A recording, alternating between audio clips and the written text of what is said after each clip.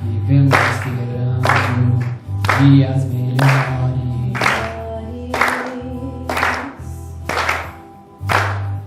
Dias de paz, dias de paz. Dias que não deixaremos para trás. Oh, oh, oh. Vivemos esperando o dia em que seremos melhores. Melhores no amor, melhores na dor, melhores em tudo.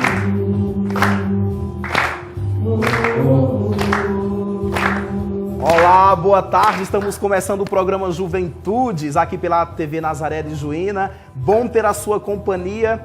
Todo sábado, a partir de 1 hora da tarde, nós nos encontramos para trazer temas que nos ajudam e ajudam a juventude a se inteirar e se informar. Hoje nós vamos falar sobre a relação familiar. Estamos aí dentro, da Semana do Dia das Mães. Como é que nós podemos ajudar os nossos pais, a nossa mãe, o nosso pai, a se comprometer melhor e a ter um diálogo mais franco com os seus filhos?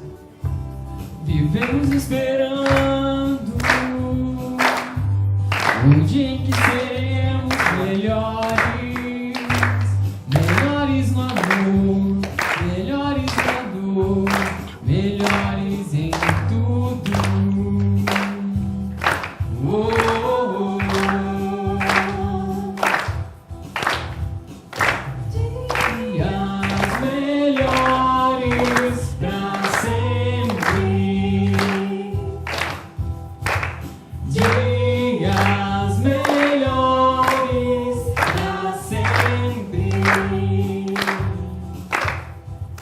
Nós vamos conversar hoje com Karine Silvestrin. Ela vai falar para nós sobre essa relação dos filhos, dos pais, essa convivência familiar. Boa tarde, professora. Tudo bem com a senhora? Boa tarde, tudo ótimo. Obrigada pelo convite de participar com vocês desse programa tão importante, de falar com essa galera jovem que são os futuros pais da nossa sociedade, que podem fazer a diferença neste contexto, de uma realidade de relações que são bem preocupantes. A gente encontra situações bem problemáticas. Muito bem, nós vamos tratar de várias coisas legais aqui no programa de hoje. Vamos começar perguntando o seguinte, professora. Qual é a configuração familiar que nós temos hoje e como é que ela afeta os jovens? Isso dentro de uma perspectiva da psicologia. Padre, hoje é bem comum e bem fácil nós encontrarmos uma diversidade de configurações familiares bem grande, Nós temos famílias monoparentais, onde só um pai ou só uma mãe ou só uma avó está educando esses jovens, essas crianças. Nós temos as famílias mais tradicionais, aquela família composta pelo pai, mãe, os filhos e o cachorrinho, aquela história maravilhosa, aquela casa super estruturada que a gente tem ainda como um conceito da família ideal. Nós temos as configurações de famílias homoafetivas, nós temos os recasamentos, aqueles onde a gente tem os meus filhos, os filhos dele e os nossos filhos, e todo mundo se torna uma família. E nós temos ainda uma configuração familiar das famílias socioafetivas que estão sendo, inclusive, consideradas possíveis legalmente, Aquele onde eu tenho um filho e o meu companheiro, que não é o pai dele, tem essa relação parental e a gente consegue transformar isso em oficial, Ele passa a ser o pai efetivo do meu filho, ainda que não biológico. Então a gente encontra aí uma gama de possibilidades, de constelações e configurações familiares que às vezes confundem um pouquinho as organizações mentais, mas que a gente tem que trabalhar todas essas relações que podem, inclusive, favorecer a diminuição de preconceitos, de discriminações, e aí tornar a sociedade, especialmente os nossos jovens, que são aí o grande futuro, a grande sacada da sociedade é valorizar esses jovens em pessoas muito mais críticas, mas muito mais sensatas. Interessante, professora, você estava falando aí sobre essas configurações, aí apareceu vários modelos de família, E eu já ouvi uma expressão do nosso bispo, Dona Eri, e eu achei bastante interessante quando ele se referia a essa família, com essas várias configurações, chamando de família mosaica. Família mosaica, bem interessante. Não conhecia, mas acho que eu vou levar para a sala de aula, família inclusive. Mosaica. Família mosaica. A gente vai montando, Isso. Eu pego um pouquinho porque o afeto é extremamente importante, Então, de repente, o laço sanguíneo não é o laço afetivo, mas a família mosaica vai trabalhar com base nesse afeto e a gente vai construir uma obra de arte linda, É verdade. Professora, então o que configura uma família não é a consanguinidade. Também, né? Legalmente, biologicamente falando, a consanguinidade vai configurar uma família. Mas numa leitura contemporânea, a família ela é muito mais afeto do que sangue. Então, por exemplo, quando para nós instituirmos uma família, eu preciso casar com alguém que não tem o meu sangue. E ter um fruto disso, né? Esse seria nosso sangue. Isso é uma família, né? Mas eu posso também assumir o filho do outro, que daí seria a família socioafetiva. Não tem sangue, mas tem afeto. Também é família. Agora deixa eu perguntar outra coisa para você, professora. 3 amigos, as repúblicas, por exemplo, Sim. né, que se juntam 2, 3 e vão morar dentro do mesmo teto. Eles configuram uma família? Não, isso não é uma família. Isso seria uma fraternidade, laços de amizades, né? Gostei da palavra fraternidade. Fraternidade. Agora, se essas pessoas começarem a se relacionar afetivamente como marido e mulher, né, como companheiros e constituírem aquela estrutura de família que a gente tem, né, do laço afetivo amoroso também, aí sim nós teríamos uma família. Agora, o mero agrupamento de pessoas não significa, é família. não caracteriza como uma família. Vamos aqui voltar para os nossos jovens. Vocês conhecem ou vocês vivem dentro da casa de vocês essa família mosaico, em que o filho da mãe de vocês convive com vocês, mas vocês é de outra família? Ou vocês conhecem alguma situação assim? Os filhos deles, os meus filhos e os nossos filhos. Isso. Alguém tem essa realidade familiar? De pais que se separaram e que trouxeram o novo casamento do pai, a nova reorganização, trouxe filhos de outro casamento para o convívio familiar? Eles estão muito sérios ainda. O Guilherme aqui vai falar, né? Pode pegar o microfone, Guilherme. Eu tenho lá na minha casa, meu pai abandonou eu, né? Quando minha mãe estava grávida. E aí minha mãe conheceu um cara, né? Que é meu padrasto hoje. Tenho muito orgulho de chamar ele de pai, porque sempre disseram para mim que pai é quem cria, né? E aí minha mãe também, ela foi abandonada acho que com 2 anos. Abandonada não, foi adotada por uma família, né? Acho que é porque a família dela não teve condições, mas também nunca fui atrás para saber e tal. E por isso eu não convivo só com a minha mãe e com meus 2 irmãos, que é do meu padrasto, né? Que eu convivo com eles, e de sangue só com a minha mãe que eu converso, porque familiares assim não tenho nenhuma comunicação, nunca vi assim, familiares de sangue, nunca vi. Mas você tem uma boa relação com seu padrasto? Tenho. E os outros irmãos que você tem é filho do seu padrasto? É, filho do meu padrasto. E apesar de eles serem filhos do meu padrasto, meus irmãos, meu padrasto também, meu pai, consideram muito, porque pai é quem cria e tal.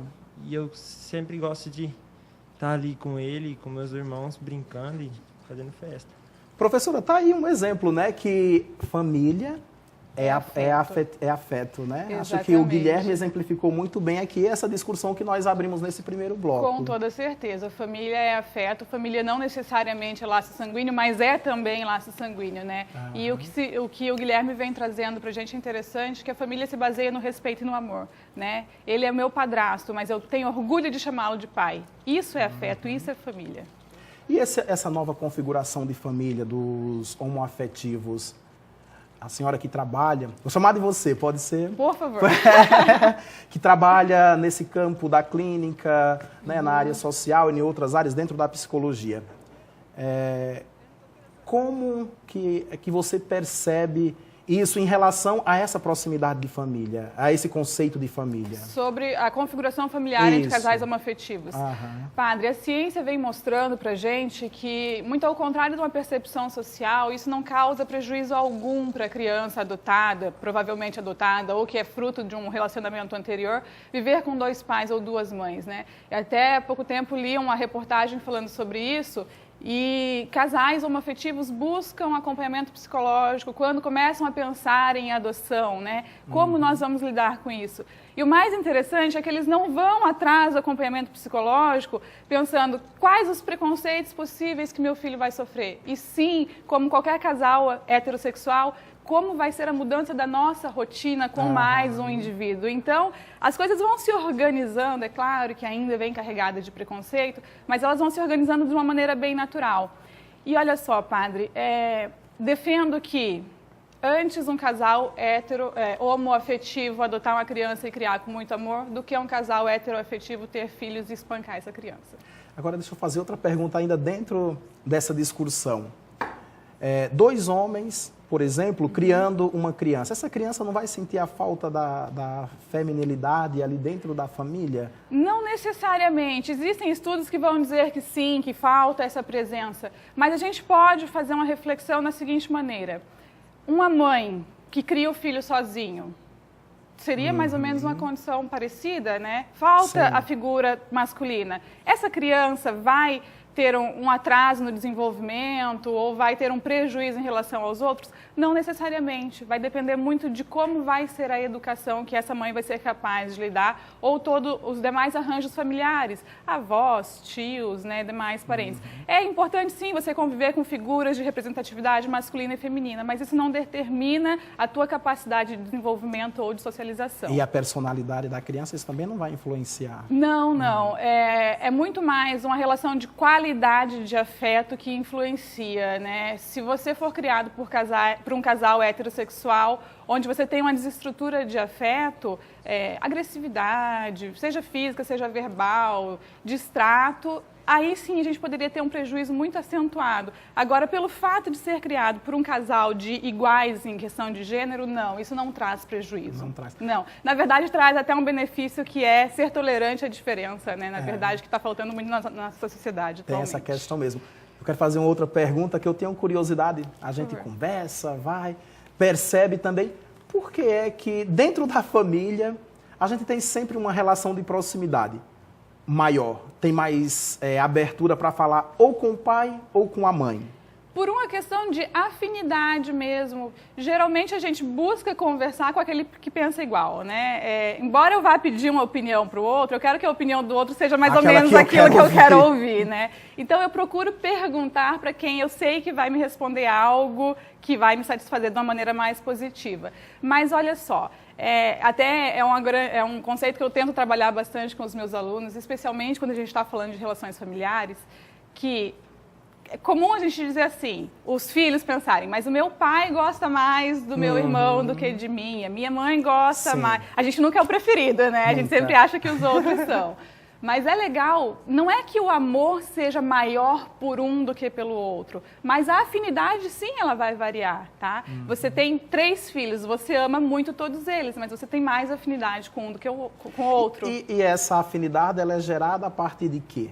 A partir dos iguais, do pensar igual? De comportamentos, de liberdade, de respeito, de regra, de pensar igual, porque se contrapor ideias às vezes não é tão legal assim, principalmente para os jovens, de permissividade, muitas vezes a gente encontra essa situação, né? Não, eu vou pedir para minha mãe, porque ela é mais permissiva do que o meu pai, então eu gosto mais da minha mãe, ela deixa eu fazer mais coisas. Ela vai né? interceder se for o caso. Isso, né? ela vai me defender. Então isso também determina ou influencia nessa questão de quem eu prefiro em relação ao outro.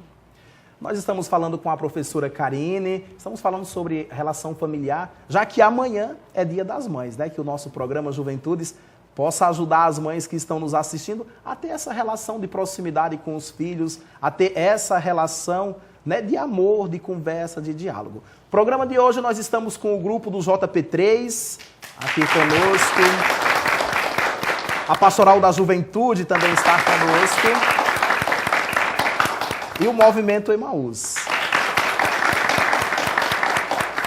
Nós vamos chamar agora os nossos apoiadores e logo em seguida nós voltamos com mais Juventudes.